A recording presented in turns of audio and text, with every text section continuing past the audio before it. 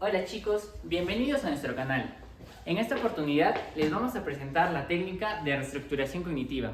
Aaron Beck nos decía que la gente no se perturba por las cosas, sino por lo que piensa acerca de las cosas. Buenas tardes, doctora. El día de hoy vamos a hablar lo que es la técnica de reestructuración cognitiva. Antes de hablar de la técnica de reestructuración cognitiva, es importante entender las bases teóricas de la misma, en donde básicamente el modo en que las personas estructuran cognitivamente sus experiencias toma influencia en la manera en la que cómo se sienten, se comportan y a su vez las reacciones físicas de las mismas. Es posible modificar las cogniciones de las personas, además de poder identificarlas. Ahora, teniendo eso en claro, ¿cómo es que identificamos las cogniciones? Importante aclarar que la identificación de los pensamientos no es simplemente una fase inicial, sino un proceso continuo, tal como carro en carretera. Teniendo eso en claro, importante entender que muchos de los pensamientos son automáticos, lo que hace que posiblemente escapen de la atención consciente del paciente. A la par, es importante que se asegure de que se ha identificado los pensamientos importantes, en donde básicamente se pregunta a uno mismo si ante una situación es posible que otra persona se sienta de la misma manera en la que él se siente. También está el procurar no confundir los pensamientos de emociones. Es diferente el decir estoy nervioso a pensar esta exposición es muy pesada, ya que el ejemplo de que la exposición es muy pesada como tal es un pensamiento, pero el estoy nervioso no es un pensamiento, es un estado emocional. También podemos hablar acerca de escribir pensamientos concretos, en donde no hay que confundir pensamientos con otros, sino identificarlos concretamente. Lo que nos va a ayudar también y va de la mano en escribir cada pensamiento que tenemos de forma separada, como una lluvia de ideas. Todo lo que tengamos en mente lo anotamos y al final concluimos cómo es que podemos sentirnos sin caer en el hábito de escribir un párrafo como si fuera un diario personal. Ahora, el cuestionamiento de las condiciones desadaptativas se puede separar en dos. Verbalmente, que básicamente es el análisis lógico mediante experiencias previas y de otras personas, y conductualmente, que es el buscar datos obtenidos a partir de pruebas o experimentos realizados a propósito. Estos dos nos dan el cuestionamiento verbal y no conductual, los cuales son conocidos en paralelo debido a que el primero pone en tela ciertas cogniciones, las cuales terminan siendo sometidas a ponerse en realidad. Ahora, el cuestionamiento verbal de las cogniciones desadaptativas podemos resumirlo en dos: la información directa contraria de los pensamientos inadecuados del cliente y el diálogo socrático. Es importante poner énfasis en el diálogo socrático debido a que es una tarea importante del terapeuta, en el cual el terapeuta cuestiona los pensamientos del cliente mediante preguntas. De esta manera entrena al mismo a formularse dichas preguntas y lo guía en la evaluación de sus propios pensamientos, a la par de que formula más preguntas que respuestas para que el paciente sea quien lleve la carga de sus creencias. Es muy importante hacer énfasis en este punto, ya que el adoptar esa estrategia nos permite hacer que el paciente nos guíe con sus propias creencias y diga y nunca se ponga en boca del paciente cosas o comentarios que él no haya dicho. Más bien todo lo que comenta sale de él mismo. Es por eso que también es importante examinar las pruebas de un pensamiento negativo, en el cual las preguntas que podemos optar examinan si el pensamiento es negativo e influye significativamente en la emoción o conducta del paciente, en el cual hay diferentes pautas a seguir, en donde primero evaluamos el grado de creencia del pensamiento negativo, siguiendo para obtener pruebas del pensamiento y discutir si son favorables. Luego buscamos pruebas contrarias al pensamiento. Una cuarta pauta es identificar las anticipaciones o interpretaciones alternativas, a la par de buscar la anticipación más probable según pruebas a favor o en contra de estas distintas alternativas. Lo que nos lleva a una penúltima pauta, la cual es evaluar el grado de creencia de la anticipación y finalmente nuestra finalidad, que es evaluar el grado de creencia en el pensamiento negativo. Es muy importante en este proceso adoptar una actitud curiosa y de interés hacia el paciente, lo que nos va a ayudar a saber cómo es que pasan las cosas desde la perspectiva del paciente, lo cual es de bastante utilidad para formar un lazo terapéutico con el paciente. Para examinar la utilidad del pensamiento negativo, es importante entender que las ventajas asociadas con mantener las creencias o conductas desadaptativas deben ser cuestionadas y deben explorarse mediante medios alternativos y menos problemáticos para lograr estas ventajas. Ahora, es importante examinar qué pasaría realmente y qué se podría hacer si lo que piensa el paciente fuera cierto, en lo cual tenemos dos técnicas: la técnica de desdramatización y suposición de pensamientos negativos, en donde cuando el paciente piensa que tal pensamiento es verídico, nos toca a nosotros, primero, identificar las consecuencias y examinar las pruebas, en donde exploramos posibles resultados del pensamiento y evaluamos el impacto real, a la vez de buscar soluciones y estrategias para afrontar, en donde como tal consideramos acciones para enfrentar lo temido. Y por otro lado, la desdramatización evalúa a su vez el impacto real y identifica soluciones de la posible creencia. Para entenderlo mejor y entender lo que es extraer las conclusiones pertinentes, es importante entender que la conclusión del paciente suele implicar una forma alternativa o más adaptativa de enfocar la situación. Es entonces que les presentamos un ejemplo de lo que es el pensamiento reestructurado.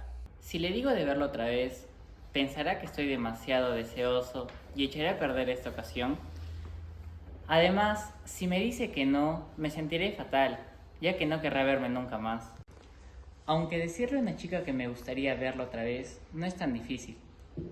Puede sentirse muy halagada y estoy expresando mis deseos francamente. Y si no se lo digo, puedo estar perdiendo la oportunidad de verla otra vez. Si ella no acepta mi cita, esto no significa necesariamente que no quiera verme nunca más. Incluso, si fuera así, al menos lo he intentado y he expresado sincera y valientemente mis pensamientos. Solo si se lo pido tendré una oportunidad. Y si me dice que no, ya habrá otras ocasiones. Por el momento, lo importante es expresar mis deseos. Aspectos a considerar a la hora del cuestionamiento verbal. No se deben cuestionar todos los pensamientos negativos del cliente. Hay que anotar estos nuevos pensamientos negativos para las próximas sesiones y poder tenerlos en cuenta. A su vez, las preguntas del terapeuta tienen que tener un objetivo claro. No podemos disvariar e irnos a diferentes objetivos, ya que se perdería valga la redundancia, el objetivo. A su vez, tenemos que entender que el cliente va a sintetizar nuevas creencias de modo que sea fácil de recordar en situaciones reales, no en situaciones ficticias, ya que este tiene que traernos a la realidad.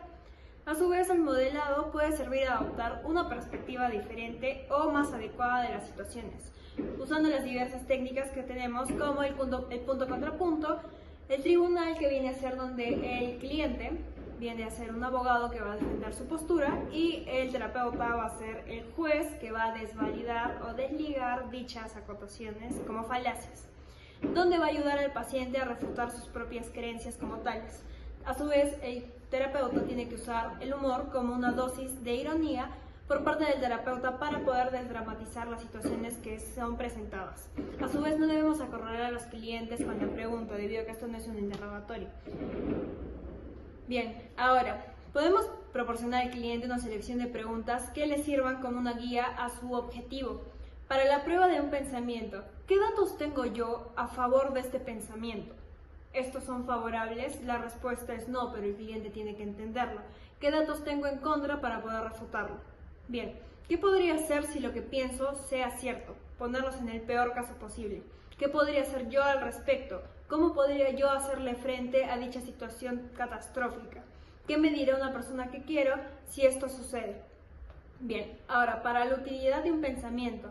¿Este pensamiento me ayuda a conseguir mis objetivos y a solucionar mi problema? ¿Me ayuda de esta forma a pensar, puedo sentirme como yo quiero? ¿Cuáles son los pros y los contras de lo que creo? ¿Qué podría hacer yo si lo que pienso fuera cierto? Hay que poner al cliente en el peor de las situaciones. ¿Qué podría hacer al respecto para que éste pueda tomar cartas en el asunto? Bien, ahora, hay que establecer las actividades que se van a realizar al comienzo de cada sesión. Hay que reestructurar el pensamiento negativo en situaciones perturbadoras reales. Esto es muy importante, debido a que el cliente no va a aprender si es que se le pone en una situación tranquila, una situación de paz. Al contrario, en estas situaciones perturbadoras reales y existentes que le pueden suceder, el cliente va a poner en práctica como en una batalla, va a sacar todo su armamento para poder combatirlo. Bien, Ahora, hablando del cuestionamiento conductual de las condiciones desadaptativas, ahí podemos ver cómo terapeuta y cliente van a generar predicciones desde los pensamientos negativos y diseñan ciertas experiencias para comprobar si las predicciones se van a cumplir o no se van a cumplir por medio de la validación de los pensamientos. Tenemos tipos, que vendría a ser el experimento activo, que es activamente, frecuentemente en el ámbito clínico, y el paciente va a realizar la acción, por eso es activo. Observarlo y extraer conclusiones. Y por su consiguiente tenemos experimento de observación, meramente de observación. El paciente solo va a observar y extraer los datos.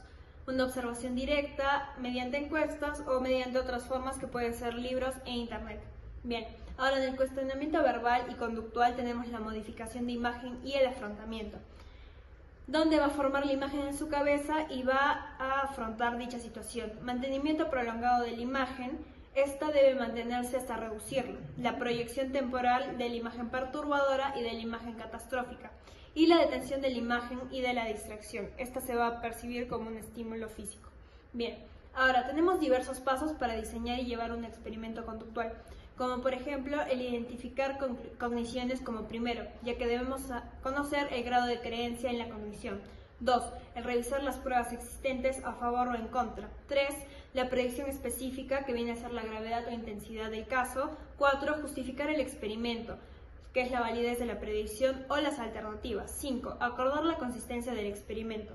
6. Tomar nota de los resultados, que viene a ser el autorregistro. Y 7. Discutir cómo se llevó a cabo el experimento y los resultados. Bien, ahora nuestro cuestionamiento de los supuestos y de las creencias. Estas técnicas para cuestionar las creencias se van a emplear múltiples técnicas verbales y conductuales para cuestionar y modificar las creencias profundas que estarán arraigadas, y este llega a ser un proceso mucho más largo y prolongado al que el cliente le va a mostrar resistencia, pero nosotros debemos estar activamente ahí para desbaratarlos. Bien.